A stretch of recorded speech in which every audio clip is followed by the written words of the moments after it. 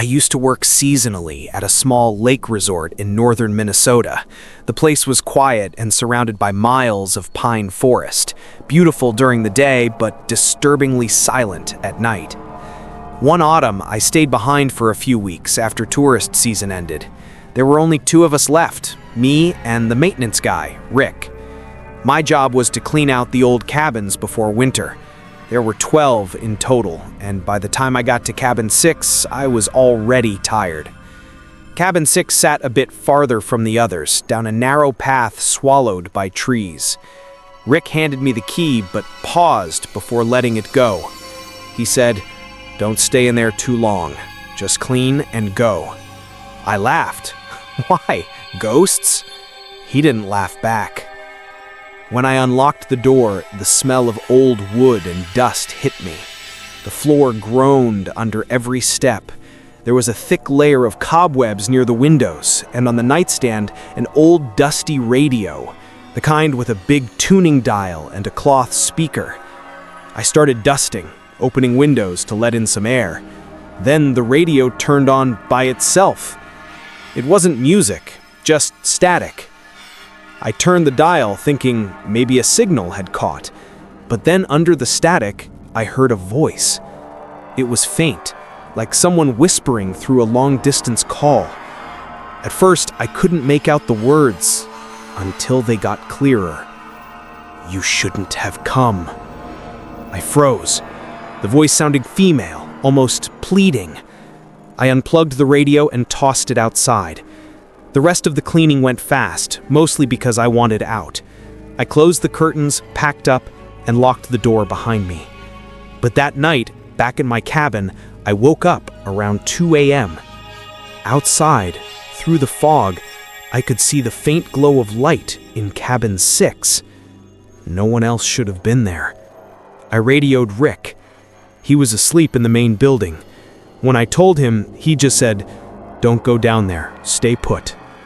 But curiosity got the better of me. I grabbed my flashlight and walked the path toward the cabin. The closer I got, the colder the air felt, and I could hear it again, the static, soft, constant, coming from inside the cabin. When I peeked through the window, I saw the radio back on the nightstand, plugged in again. And standing beside it was a woman. Her back was to me. Long dark hair. She was whispering something to the radio. I blinked, and she turned her head toward me. Her eyes were completely black. I dropped the flashlight and ran. I didn't look back until I was at my cabin, locking the door and pulling the curtain shut. Rick didn't ask me anything the next morning. He just said, "Cabin 6 has always been her room." Later, I found out a woman had stayed there years ago. Her husband drowned in the lake, and she vanished a few days later. They never found her body. But every year since, someone hears that same whisper on the radio. "You shouldn't have come."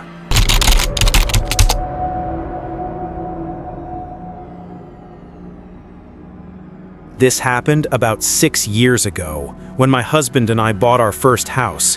It was a small place on the edge of town, built sometime in the 1940s. Creaky floors, thin walls, but full of character. We were in love with it the moment we saw it. It needed work, sure, but it had that warm, lived-in feeling. At least, that's what I thought at first. The first night, we slept on a mattress in the living room. Boxes everywhere, tools scattered, the smell of paint still in the air.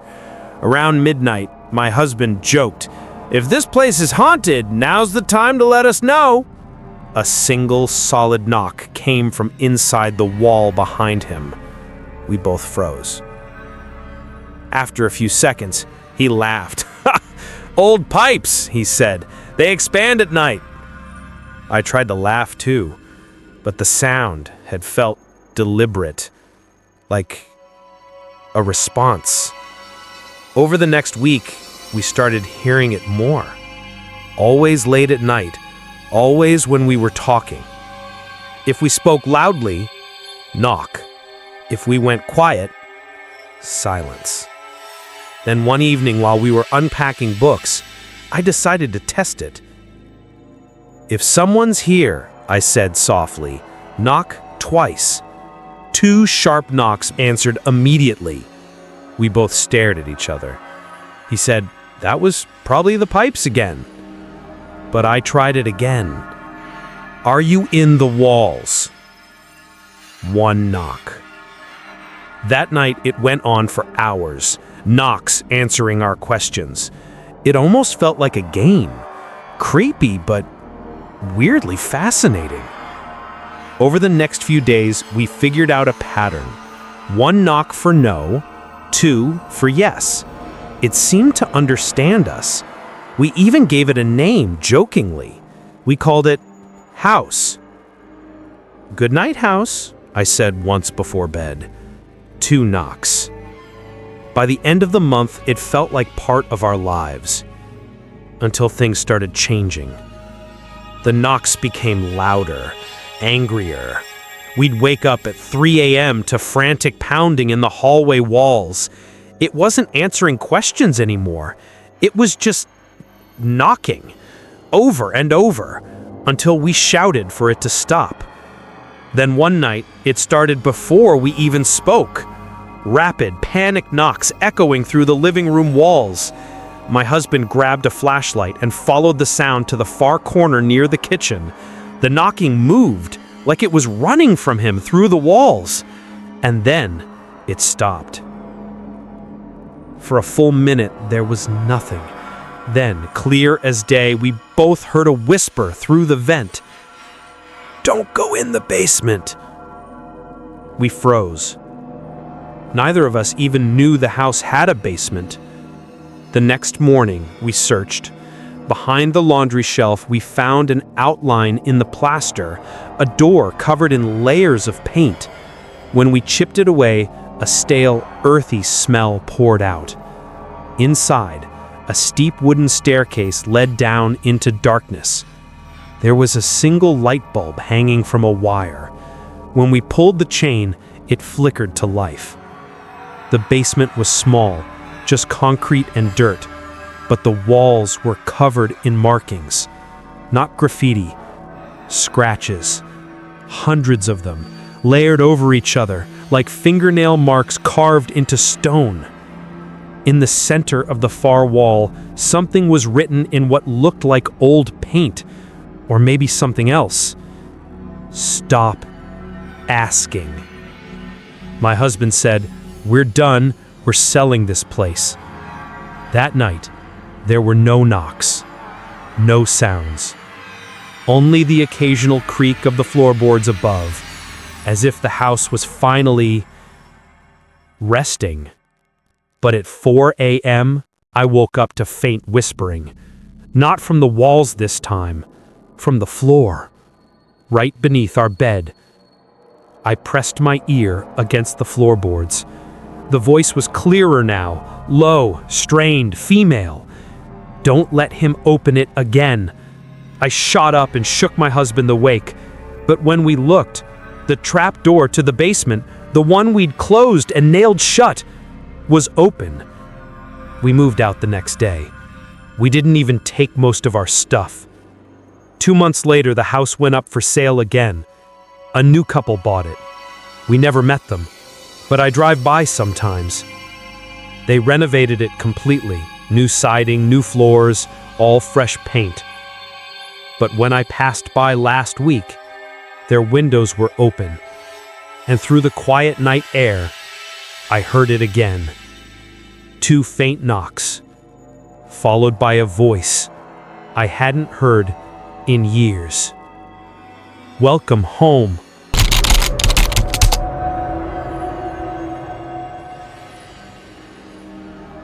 This happened 2 years ago. I was driving home from my night shift at a gas station in a small rural town. It was past midnight and the highway was completely empty. No cars, no lights, just open fields and fog. It had been raining earlier, and the road still shimmered with leftover water. I had an old car, one of those beat-up sedans that rattled when you hit 50. The radio didn't work anymore, so it was just me, the sound of my tires, and the occasional creak of the windshield wipers. About halfway home, I saw something up ahead. At first, it looked like roadkill. A deer, maybe. I slowed down. The shape was lying across both lanes, long and thin, completely still. But as I got closer, I realized something was off. It wasn't shaped like an animal. It was too straight, too human. I stopped about 30 feet away, headlights cutting for the fog. The figure was lying face down, arms twisted unnaturally beside it. I rolled my window down halfway. "Hey, you okay?" I called out. No answer. No movement. I grabbed my phone, thinking I should call 911, but there was no service. Figures, I was in the middle of nowhere. So I stepped out, leaving the engine running and headlights on. The air was cold, damp, heavy. As I got closer, I realized I couldn't hear anything. Not crickets, not wind, just silence. When I was maybe 10 feet away, the figure moved. Not like a normal person. It folded upward. The spine didn't bend right. The body rose in one slow, shaking motion until it was standing. My stomach dropped. It was tall, easily 7 feet. Its skin was gray, wet-looking, and it had no clothes, no hair, and no face. Just smooth skin where eyes and a mouth should be. For a few seconds, it didn't move. It just tilted its head toward me, as if listening. Then it started walking. Not fast, but steady. The sound of its feet dragging through gravel echoed unnaturally loud. I stumbled back, ran to my car, and slammed the door. The second I locked it, there was a loud thud on the trunk, then a scraping sound, like nails dragging along metal. I floored the gas. My tires screeched against the wet road as I tore off. My heart was pounding so hard I thought I'd pass out. For miles, I didn't dare look in the mirrors. But when I finally did, I saw movement. Something in the fog behind me, long, low, following the road. I sped faster until I hit the next town. When I pulled into the gas station, I jumped out and looked under the car. My hands were shaking. There were muddy handprints smeared all along the undercarriage, long, finger-like marks that trailed from the front bumper to the back. I didn't sleep that night. The next morning, I went to check again. The mud was dry now, but something else caught my attention. In the dirt behind my car, in my own driveway, there were prints. Handprints. Too long, too deep, leading from the road into the woods behind my house.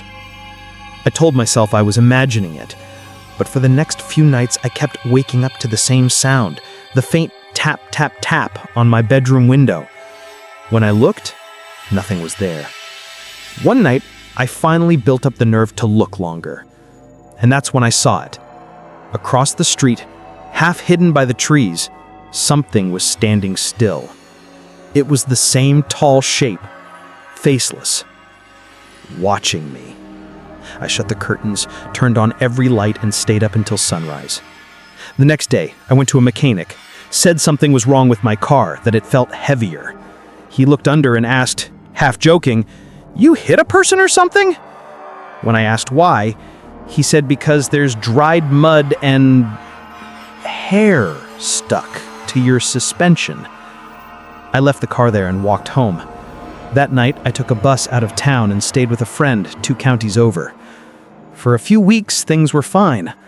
But one morning when I went to take the trash out, I noticed something near the corner of the driveway. A muddy handprint. Fresh. And right beside it, a single line in the dirt, like someone dragging their finger toward the house. I moved again. Different town, different state. But sometimes when it rains, I hear that same dragging sound under the floorboards, like something crawling beneath the road, still looking for me. If you like this story, don't forget to like, subscribe, and share.